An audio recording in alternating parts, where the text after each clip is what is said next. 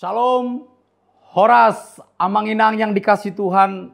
Saya mengundang Amang Inang untuk menghadiri perayaan ulang tahun Bata Bermazmur yang ke-20 tahun. Tanggal 13 April jam 6 sore di GSKI Rehoboth Kelapa Gading.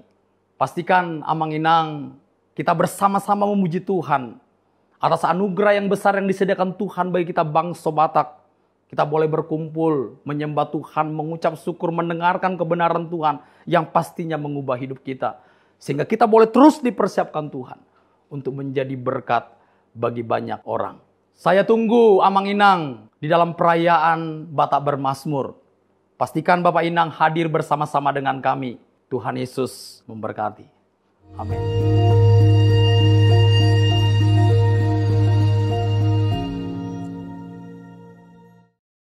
Shalom saudara, salam sejahtera. Kita kembali mengikuti Abam, ini masuk episode 570. Pertama dari pria usia 39 tahun. Shalom Pak Pendeta, saya mau nanya, kalau ada orang bercerai hidup, apakah dia bisa menikah kembali? Sedangkan firman bilang gak boleh, apa yang disatukan Tuhan tidak boleh dipisahkan manusia. Ini masalah rumit.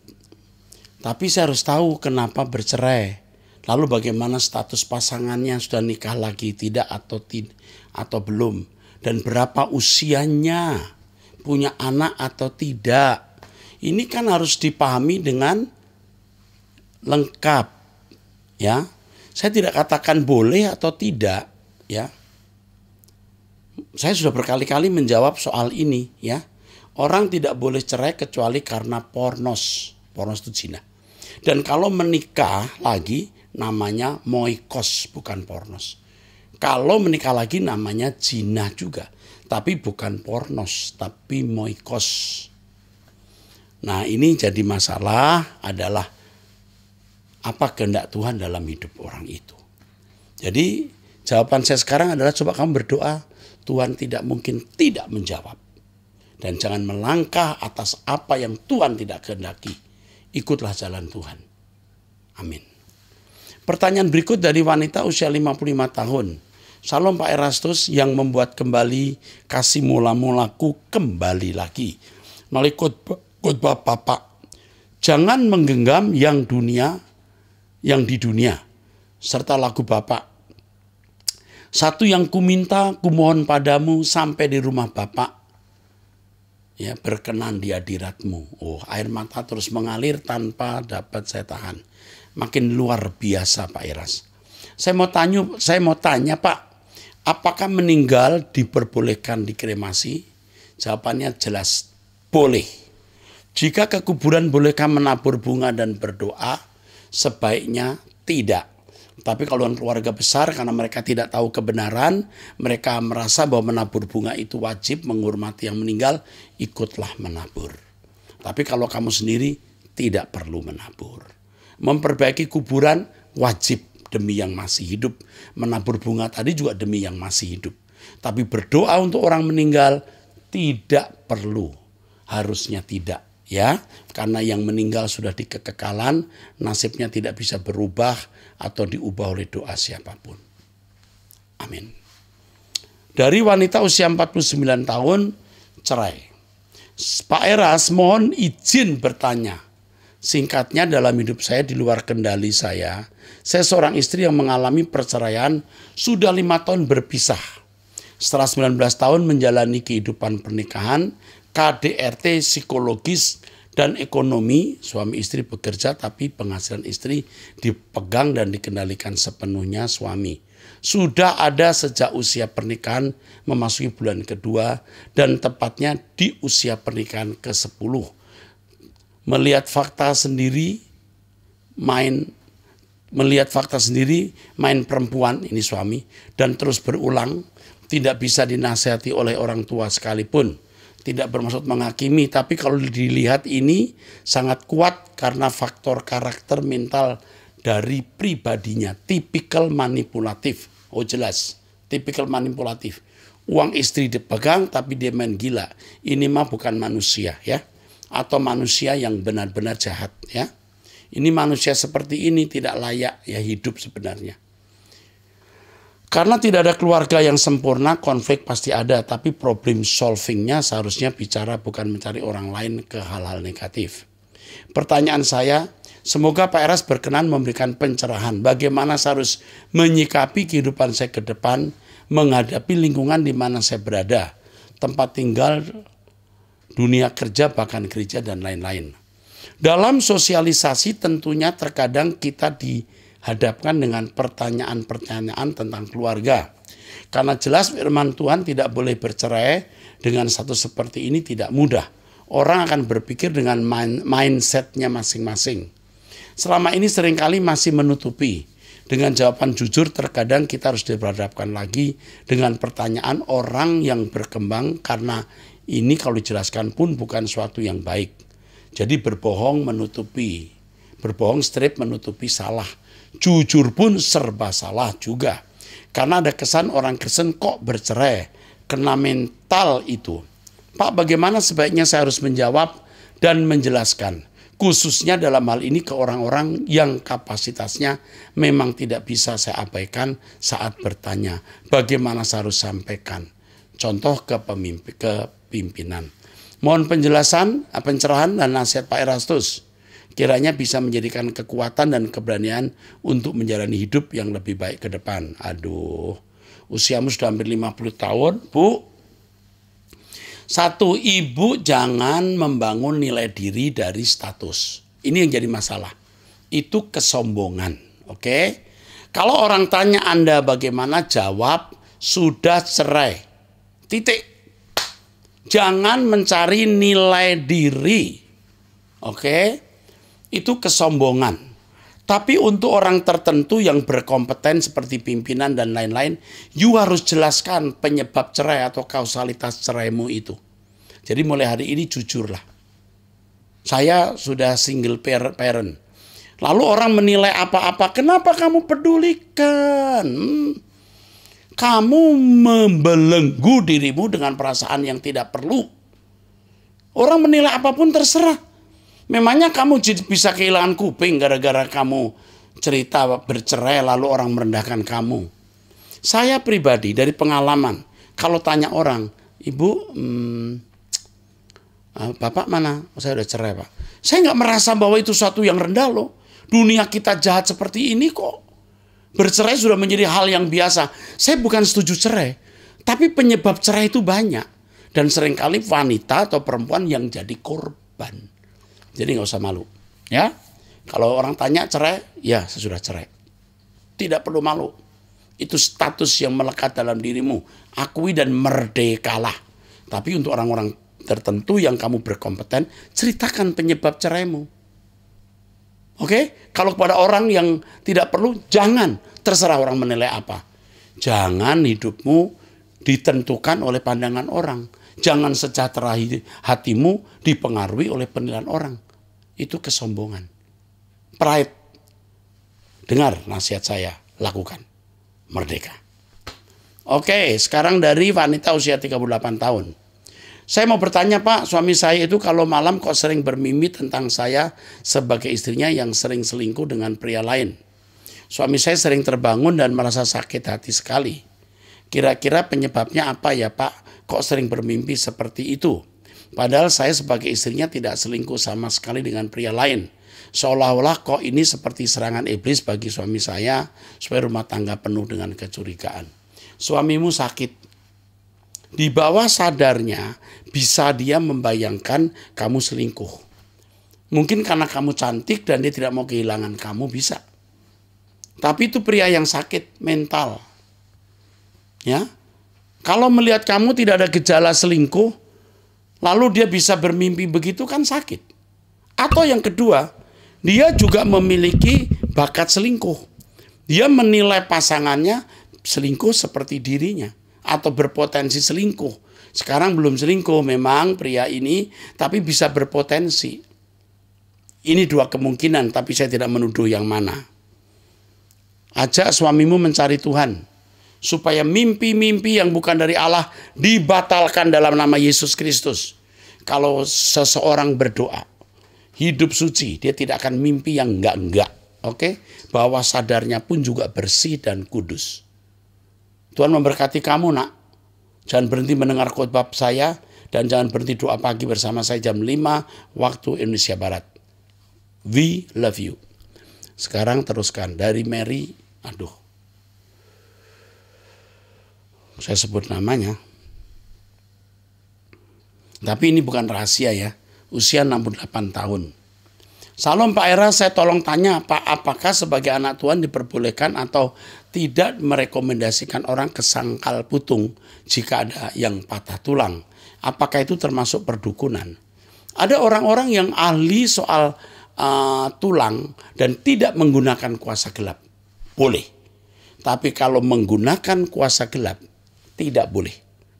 Datang saja ke dokter, diobati secara medis modern. Jelas.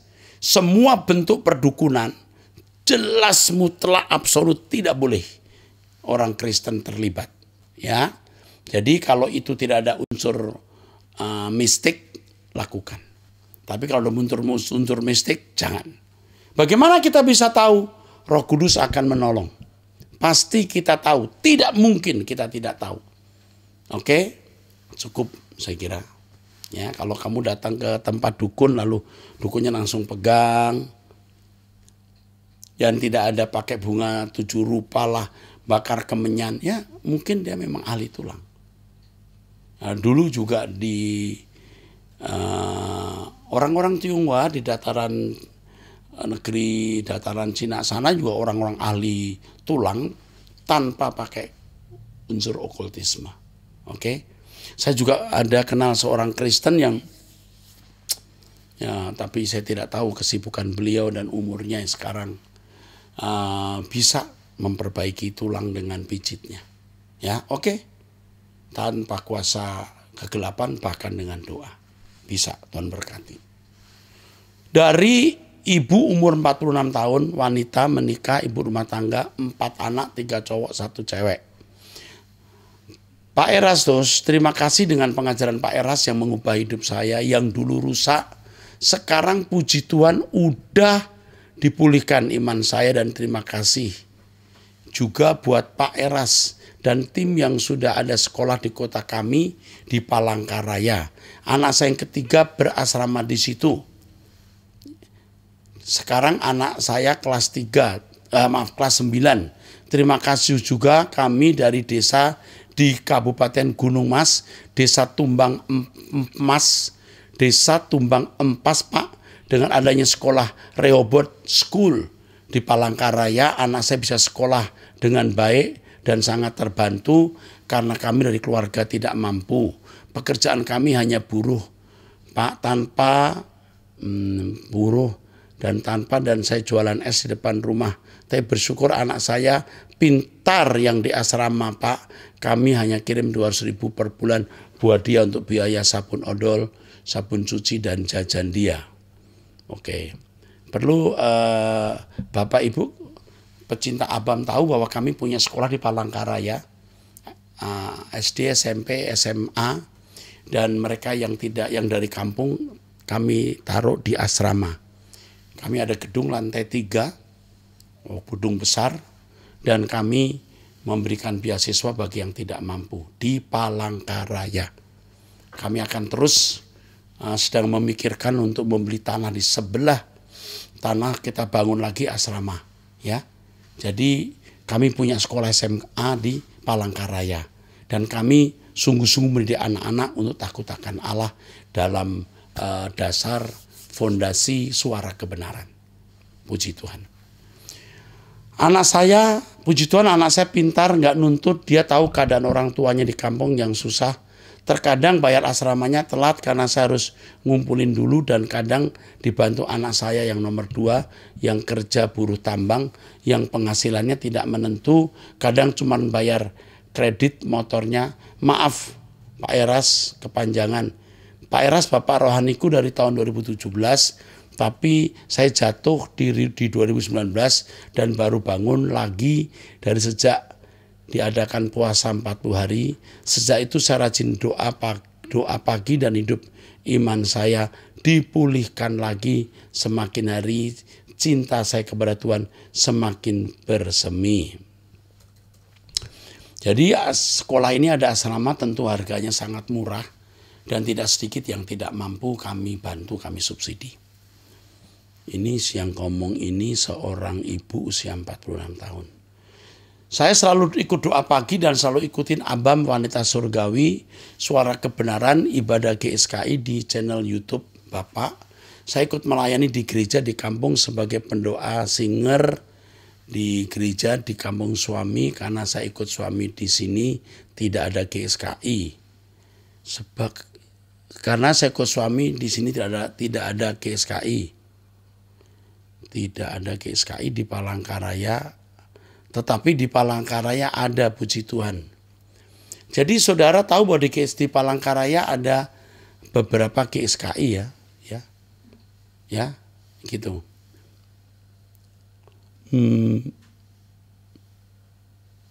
Jadi bisa mengikuti lewat YouTube lagu dan khotbah. Saya bertekad ya untuk cinta Tuhan terus dan Bapak Elohim Yahweh kenal saya dan keluarga. Selalu ajarkan buat anak-anak saya cinta pada Tuhan. Harus melebihi cinta kepada dunia dan segala keindahannya. Yang mau saya tanyakan, Pak, kenapa Pak setelah saya cinta Tuhan dengan sungguh, saya tidak lagi menikmati keindahan dunia seperti makan, minum, pakaian, dan tidak terlalu ambisi dengan ngejar kekayaan. Nah, itu kan benar. Jadi suara kebenaran berbuah dalam hidupmu. Dan meski kami ngontrak rumah karena belum lunas kami bayar, saya sukacita aja, tenang aja karena saya selalu ngadu ke Tuhan. Udah bener Bu, Ibu akan diberkati Tuhan terus. Anak Ibu sudah sekolah dan kami akan ikut memperhatikannya. Maju terus. Udah tidak saya ragukan, saya tidak ragu. Ibu akan dipelihara dan sedang dipelihara oleh Tuhan. Oke. Berikutnya dari wanita usia 20 tahun. Pak Eras, saya ingin menanyakan Pak, saya akan bercerita sedikit Pak. Jadi saya dari kecil adalah anak yang pendiam, baik dan lugu. Saya juga tidak pintar berkomunikasi atau sulit dalam berkomunikasi.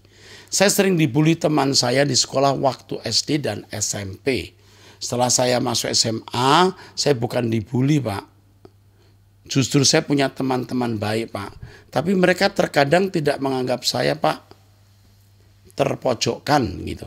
Saya tahu mereka mungkin malas berbicara dengan saya karena saya tidak bisa diajak berkomunikasi atau sulit. Saya bahkan sering dikatakan bolot oleh mereka Pak karena pemikiran saya yang lambat. Jadi saya bukan dibully Pak, justru saya oke.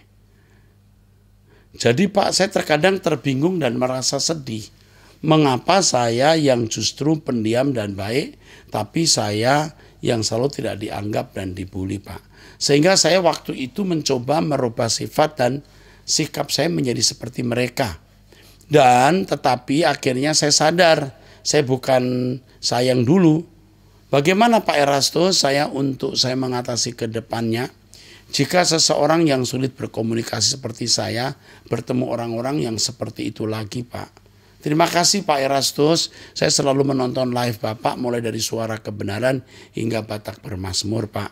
Sangat menguatkan saya dan keluarga saya Pak. Oke, nah usiamu 20 tahun tapi dari bahasamu kamu orang baik. Saya tidak yakin kamu tidak bisa berkomunikasi. Sebenarnya kamu bisa berkomunikasi tetapi tidak seperti kebanyakan orang. Sebab dengan tulisan ini saya sudah bisa meraba kamu bisa berkomunikasi. Adapun bullying orang jangan kamu pikirkan. Sebentar lagi kamu tidak akan bersama mereka. Kamu akan masuk wilayah lingkungan orang dewasa yang di situ kamu tidak akan mengalami bullying seperti yang dulu. Kalaupun ada, bentuknya beda. Ya, kamu bisa menjadi dewasa lewat bullying itu. Jadi jangan kamu merasa itu nilai kurang. Itu bisa seperti vitamin atau nutrisi mendewasakan kamu. Jadi kamu jangan anggap ini kecelakaan ya nak. Sekarang kamu maksimalkan potensimu. Kuliah, kursus atau apapun yang bisa mempersiapkan masa depanmu. Saya berdoa Tuhan beri kamu jodoh yang baik. yang kamu akan bisa menemukan kehidupan bersama, mencari Tuhan dan mempersiapkan diri memasuki langit baru, bumi baru. Ikut terus khotbah Om Eras, doa bersama Om Eras, kamu akan menemukan dirimu. Jangan ikut-ikutan seperti orang lain. Jadilah seperti dirimu, karena kamu istimewa di mata Tuhan. Tidak istimewa di mata manusia, mau siapapun tidak masalah. Yang penting kamu istimewa di mata Tuhan, anakku. Tuhan memberkati. Dari pria usia 51 tahun sudah menikah, Pak Eras atau Om Eras. Saya pecinta suara kebenaran, hati saya tergerak setelah melihat Pak Eras beberapa waktu terakhir ini sering batuk-batuk. Kesehatan Bapak Eras menurun pada saat berkhotbah maupun memimpin doa pagi dan lain-lain. Saya juga pernah mengalami batuk-batuk yang cukup lama setelah saya terkena COVID varian Delta bulan Juni 2021. Sama ya, saya juga mengalami varian Delta di bulan Juli. Jadi beda 1 bulan atau 15 hari mungkin. Sama seperti Pak Eras alami katanya. Paru-paru sudah saya cek bersih tapi saya tetap sering batuk. Akhirnya adik saya mengatakan coba ke dokter minta disuntik vitamin. Vitaminnya saya tidak tahu pasti apakah vitamin C, B atau D. Dan setelah disuntik batuk saya hilang. Tapi setelah beberapa bulan batuknya datang lagi tapi tidak seperti dulu. Mohon maaf atas kelancangan saya ini, Pak. Bukan kita tidak mempercayai Tuhan atas penyertaan hidup kita. Tapi Tuhan punya banyak cara untuk menolong hambanya yang setia. Seperti Pak Eras khotbahkan, Tuhan memberi makan kepada Nabi Elia menggunakan burung gagak. Semoga belas kasih Tuhan selalu menyertai Pak Eras dan keluarga. Kami masih membutuhkan Pak Eras sebagai perpanjangan tangan Tuhan di bumi. Aduh, air mata saya mau keluar. Aku terharu ya. Aduh Pak, ini Pak Hengki usia 51 tahun dari Surabaya. Pak, thank you untuk kasih perhatiannya. Bapak bikin saya mau nangis nih. Air mata saya mulai mengembang. Terima kasih Pak, saya pasti ke dokter. Saya juga periksa paru-paru. Saya juga pasti berobat. Saya mulai hati-hati makan. Masalah saya sering mungkin kurang tidur. Sekarang saya akan banyakin tidur. Terima kasih untuk nasihatnya ya. Biasanya saya khotbah, sekarang you yang khotbahi saya. Aduh. Thank you. Million thanks ya. Terima kasih. Sesi nih. Terima kasih ya. Terima kasih Pak Hengki. Thank you. Ini membuat saya semangat hidup nih ya. Kalau ada yang nulis begini ya. Tapi yang lain jangan nulis lagi begini. Sudah cukup satu. Mewakili banyak orang. Pasti banyak orang menyayangi saya tahu. Terima kasih. Tuhan memberkati Pak Hengki dan semua saudara yang mengasihi saya. Thank you. Teruskan. Dari pria usia 69 tahun 3 anak. Salam Pak Pendeta Erastus, saya penggemar Truth ID dan ikut doa pagi, juga ikut doa puasa 3 hari, 5 hari, dan 30 hari.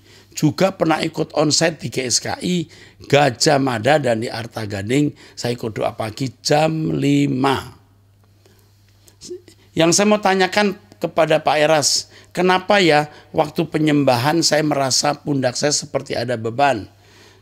Beban 1 karung beras menindih saya hingga saya merasa pegal, dan kalau saya tidur selalu mimpi buruk dan bertemu dengan orang yang sudah mati. Rasanya kok saya tidak cocok ya ikut GSKI. Ada apa dengan saya Pak Pendeta? Apa ada roh jahat di dalam hidup saya ini? Wow. Kalau pundakmu seperti tertimpa, itu bisa karena otot, saraf, dan lain-lain. Tetapi kalau tiap kali selalu mimpi buruk, ini bisa ada unsur okultisme atau kuasa jahat. Saudara datang ke Rehoboth, temui kami, saya doakan, saya lepaskan ya dari ikatan kuasa gelap dalam nama Yesus Kristus. Bisa lepas dalam nama Yesus Kristus, bisa lepas. Amin. Dari wanita usia 51 tahun. Shalom, selamat siang. Saya ingin bertanya. Sehubungan saya baru beberapa bulan tinggal di Bali. pertanyaan saya seputar ogoh-ogoh atau patung yang dikarak atau diarak maksudnya ya. Diarak di sepanjang jalan sebelum acara ibadah Nyepi. Apa kita boleh atau tidak boleh untuk menonton dan memfoto acara tersebut ya. Itu bisa kultur atau culture atau budaya ya. Saudara mungkin melihat ya tidak salah. Tapi kalau sengaja melihat lalu saudara tidak membungkus diri dengan kuasa Tuhan atau tidak membungkus diri dengan kuasa Roh Kudus, nanti bisa menjadi masalah ya. Orang lain memiliki kepercayaan dengan segala okultismenya, itu harus kita hargai, kita hormati. Orang Kristen harus memiliki habitat yang lain. Istilahnya yurisdiksi. Orang punya yurisdiksi di agamanya dengan tatanannya. Anda orang Kristen punya yurisdiksi sendiri dengan tatanannya, sebaiknya tidak bersentuhan dengan yang lain ya. Itu idealnya begitu. Jadi Anda sebaiknya tidak melibatkan diri pada hal-hal yang bisa terjadi transfer spirit. Tapi kalau kita lihat ya, tidak bermaksud menjadikan itu sesuatu yang luar biasa, lihat saja ya silahkan. Kalau foto tadi saya pikir kamu untuk apa sih gitu. Kalau tidak perlu ya enggak usah, fotolah yang lain ya. You punya yurisdiksi itu lain ya. Yurisdiksi itu wilayah hukum, wilayah otoritas, dan Anda punya wilayah hukum yang berbeda dengan agama lain. Oke.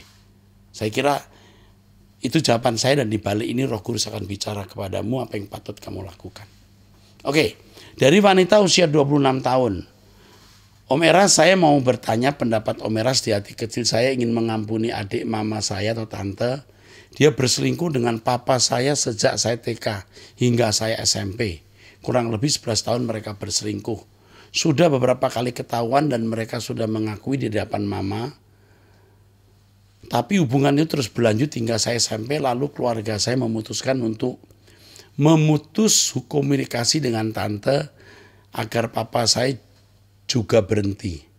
Papa saya bilang sih sudah selesai, tapi kita tidak tahu hati seorang bagaimana. Tante saya ini perempuan nakal om. Memang dia tidak jual diri, namun dia hypersex. Semua laki-laki ingin ditiduri hingga mertuanya sendiri. Wow. Hingga mertuanya sendiri pun sudah ditiduri sama tante ini. Dia memiliki 5 anak dengan 5 suami. Seperti Yohanes pasal 4. 5 anak dengan 5 suami. 1 suami memberikan 1 anak gitu ya. Sekarang sudah 12 tahun lebih kami tidak berkomunikasi dengan dia om. Baru-baru ini dia melabrak saya melalui WhatsApp karena tidak saya sapa ketika bertemu. Saya ungkit perselingkuhan dia dengan papa saya. Tidak ada sepatah kata maaf atas penyesalan dari tulisannya. Yang ada hanya menyalahkan papa saya. Kakek saya, mama saya, om saya, dan suami-suaminya untuk kelakuan yang salah ini. Tidak pernah minta maaf. Saya nggak bisa mengampuni karena saya merasa dia aja nggak merasa bersalah. Dan nggak ada penyesalan. Jika saya memaafkan dan membuka tangan untuk kumpul kembali sebagai keluarga, saya takut cinta lama papa saya muncul lagi. Mama saya memang sudah memaafkan keduanya, tapi saya belum om. Setiap menyebut nama tante, saya teringat kejadian yang membuat saya trauma di masa kecil. Kejadian ketika mama saya mau pergi dari rumah. Kejadian ketika saya diturunkan di tengah jalan bersama mama saya karena mereka bertengkar masalah perselingkuhan papa dengan tante. Kejadian ketika papa saya bermesraan dengan tante ketika saya menemani saya berfoto di studio untuk ulang tahun saya, dan banyak lagi. Saya tidak ingin figur papa saya jadi menjijikkan di hadapan anak saya nanti Om Eras. Saya tidak ingin di masa tua papa saya menjadi kakek yang berzina. Saya ingin kasih sayang papa saya kepada cucunya tidak dinodai dengan perzinahan. Saya harus bagaimana om? Yang pertama, kamu tidak berhak menuntut orang menyesal. Emangnya kamu Tuhan? Yang kedua, kamu tidak berhak memaksa orang minta maaf. Memangnya kamu Tuhan? Jadi yang kamu lakukan sekarang, kalau ketemu tante ini, say hello. Tapi diajak ketemu ngobrol lama, bilang tidak bisa dengan segala alasan yang bisa kamu buat tanpa bohong. Say hello sebagai tante, tetap tante. Menghormati tante, tetap menghormati. Karena dia adik mamamu. Tapi melakukan hubungan dekat tidak lagi boleh. Karena itu bisa macam-macam akibatnya, ya. Tapi mengampuni dia mutlak. Kamu tidak berhak tidak mengampuni. Yang menjadi kewajibanmu mengampuni. Dan kalau kamu mengampuni, tidak ada yang dirugikan. Yang ada diuntungkan. Kamu yang untung. Oke? Sampai di sini episode ini. Subscribe Truth ID. Ikut doa jam 5 pagi WIB.